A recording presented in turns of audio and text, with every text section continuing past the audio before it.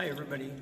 We're doing a special film today about the stained glass windows in the church, and again, hopefully you'll learn something today, and again, have a greater appreciation when you come back to church and come to liturgy and looking up at the windows and wondering about the symbolism and that. We'll talk about all kinds of stuff today, but we're gonna first of all focus on some of the windows themselves, and then talk about each one of them.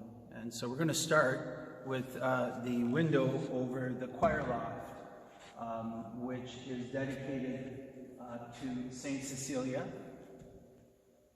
and the theme of liturgical music, sacred music.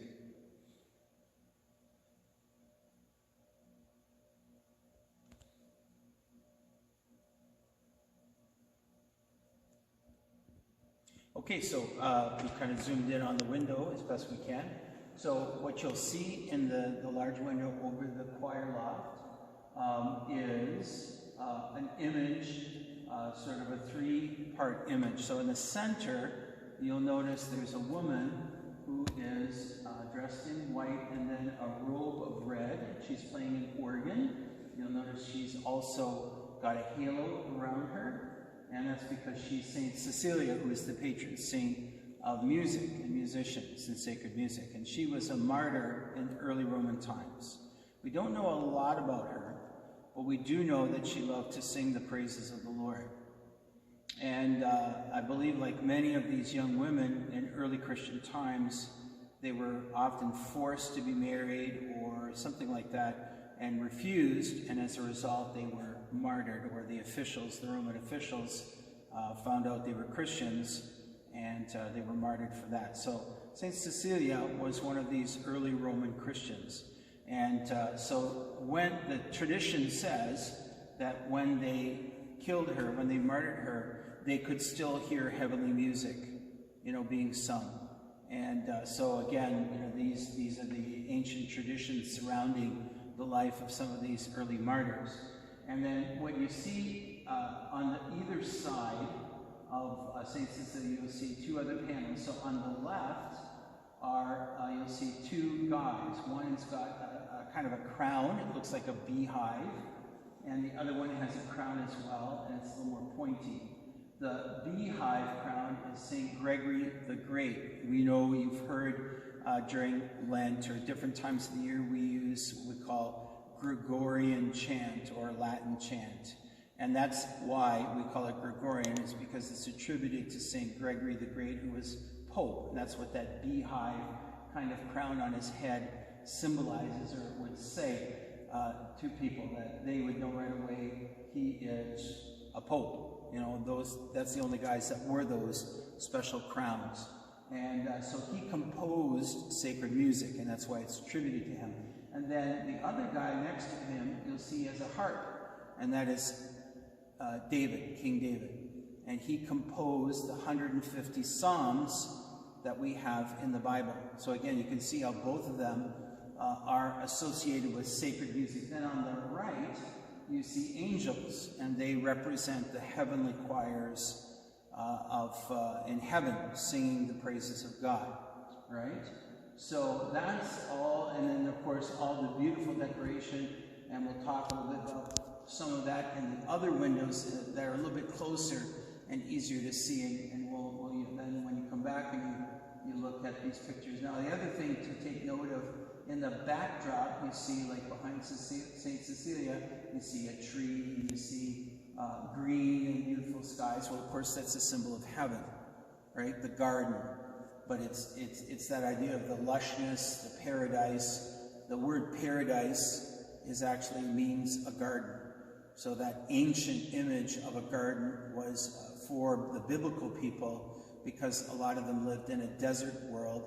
The idea of having a garden, something lush, green, there's a lot of references in the Bible of living waters, flowing waters. All that stuff was something they desired, because to them that was what gave them life. Obviously we recognize that too. So that's what that symbolism behind in the sort of the backdrop of the stained glass windows. That's one of the symbols there. So anyways, that's Saint Cecilia. So our next window that we're looking at is found on the west end of the church near the front. You've seen it many times before.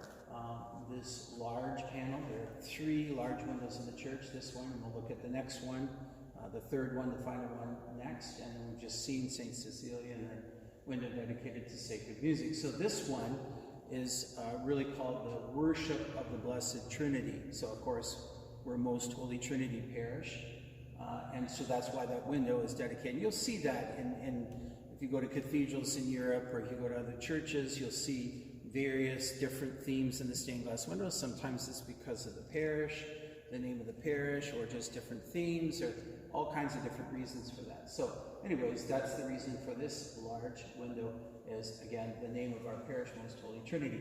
So you see a number of things. Of course, in the center panel, you see the Blessed Trinity, okay, depicted. So if you look at the top of the center panel, you will see a dove. Just above the head, there's a guy there with a crown on, has a long beard. Normally, God the Father is never portrayed because he is pure spirit. So he does unlike Jesus, he has no, human appearance.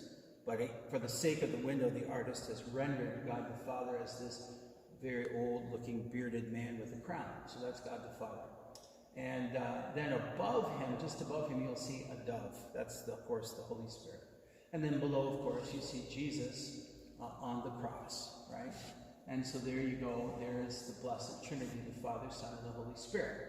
And then what's interesting, below Jesus there, kind of at his waist level, you see a rainbow, right? And you kind of wonder, what's that all about? Well, again, we'll get into this in a moment or two, but colors and symbols and all that kind of thing represent things. And a rainbow in stained glass window tradition represents the union of God in his covenant with humanity.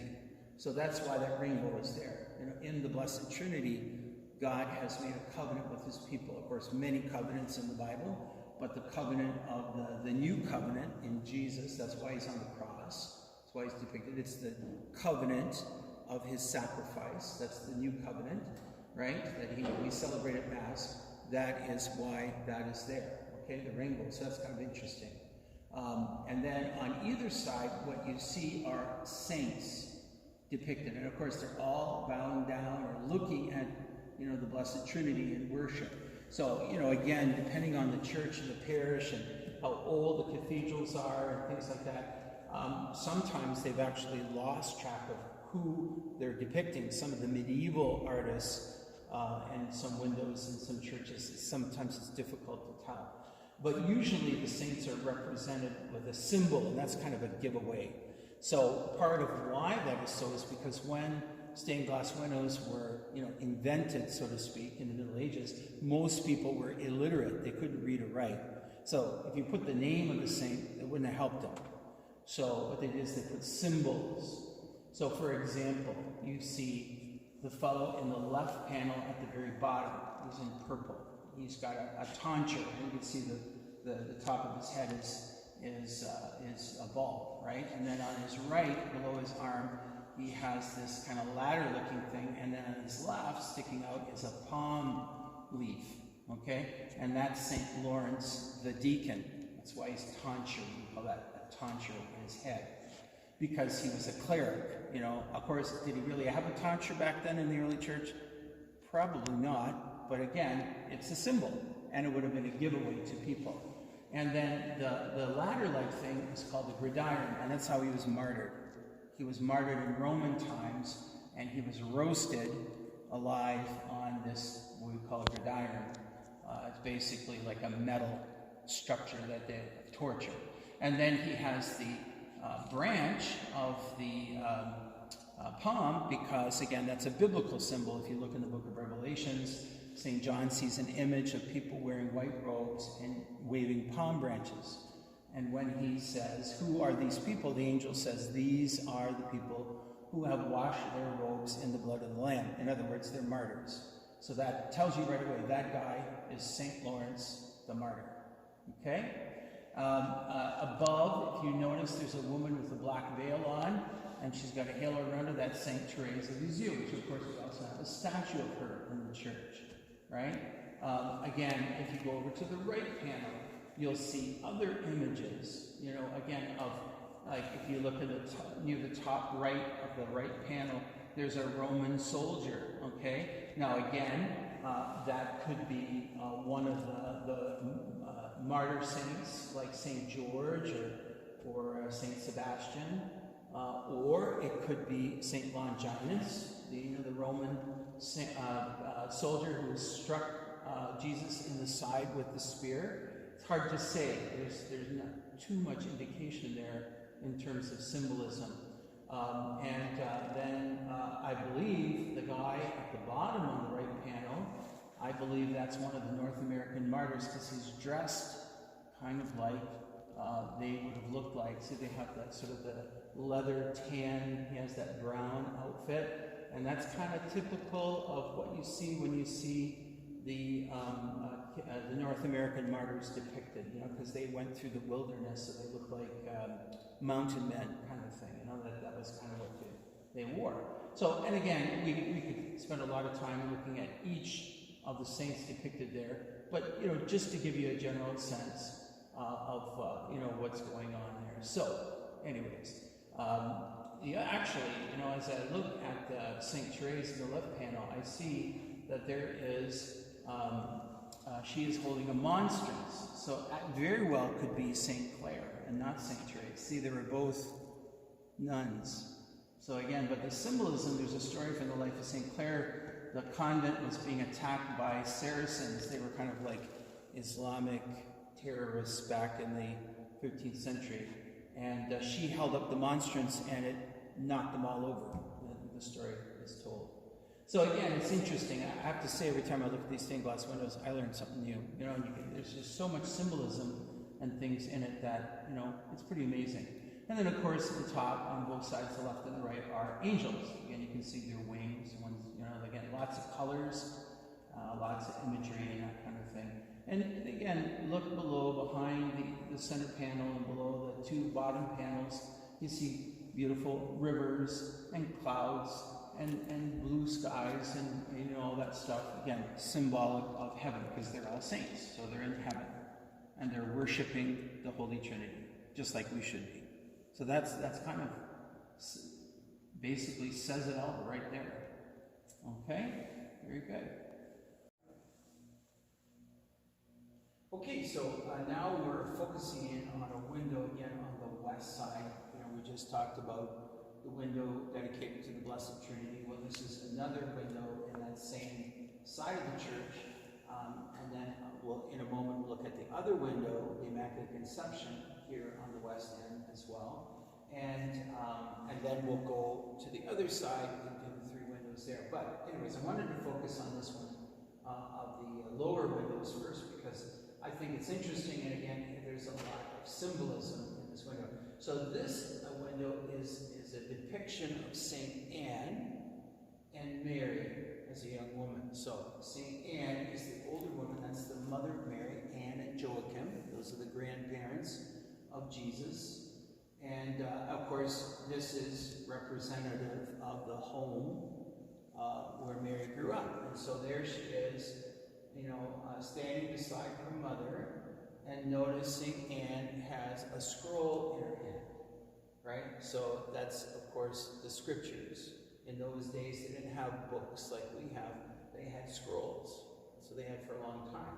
So if you go to a Jewish synagogue service, they have the Torah scroll that they will bring out and read from at the big lectern, or bema they call it. So this artist has kind of done a little research, you can tell, and it's a little bit more accurate in terms of the thing. Now, did St. Anne look like that? Well, we don't know, you know. Again, notice in the background there are trees and, you know, skies and mountains, again, and all that stuff representative. As well, in the pillar above the head of St. Anne, you see a vine growing around the pillars, and it is blooming roses. It's a climbing rose. And of course, there's one of our big symbols that we'll see in some of the other windows. The rose is always symbolic of Mary. That's one of Mary's symbols, the rose. because it's really, you know, in a sense, always been considered the most beautiful flower in the garden. And in my opinion, as a gardener, I agree. I love roses, and they smell nice. And, you know, I mean, we give roses, right, to our sweethearts and our mothers on Mother's Day. By the way, hint, hint, that's this weekend. And all that stuff. So, but then notice also there's a pot of flowers at the foot of Syria, and those are lilies, right? They're white. And lilies are always very common in stained glass windows as well as statues, and they represent purity. Okay, so our other window on the west side, below that big window of the Blessed Trinity, dedicated to the Blessed Trinity, here is a window that is dedicated to the Immaculate Conception, right? If you go outside our church at the grotto, you know, we had our little prayer service not that long ago. We'll have another one this coming week on the 14th of May. Our Holy Fathers asked us to pray, fast, and do works of charity for the end of the coronavirus. So that grotto, that image is, again, the Immaculate Conception. So here we have Mary, again, colors and symbols. Again, look at the lilies the angel is holding on the left, right? On the right, the angel kneeling is holding a crown, right? Again, you know, we have that mystery of the rosary, you know, Mary's crown, Queen of Heaven and Earth. Even look at her white robe. What's it decked out with? Flowers, you know, kind of white roses. So all kinds of symbols. And then her halo. If you notice in the halo, and if you notice down below, I'm going to get into the picture here for a moment. If you notice down below at the bottom of the window, right there, that symbol, it's called a fleur de lis. That's a French word. Fleur means flower, de lis is a lily. And it's a sort of a highly stylized representation of a lily. And that symbol was on the French royal flag during the time when France had a king for centuries. And it always was associated with the Virgin Mary. So again, lilies in the angel's arms on the left, and lilies all around. There's clouds. Again, the angels, her halo is super huge. Notice all the rays shining out from her halo. And again, she is wearing blue. Blue is always tends to be the color, and you'll notice that in all the windows that depict the Virgin Mary in this church, she is always wearing blue. And because blue is a symbol in ancient tradition and in stained glass and painting, blue is a tradition of humanity. So in ancient iconography, going way back, Jesus is often depicted as wearing blue with red underneath, and Mary is always depicted as wearing red on top of blue. Now, that doesn't always come into the Western tradition as much, but if you ever look at an icon of Mary, she's always in red, and underneath is the blue color, because Mary's humanity was overshadowed by the Holy Spirit. Red, divinity; blue, humanity. And Jesus, who always wears blue and underneath wears red, his divinity was overshadowed by his humanity on earth. So that's the symbolism. And Mary's just, especially in the West, is always, that's the color that has been associated with her. So it's often a symbol originally of humanity. So again, we'll talk more about that, but that's that window.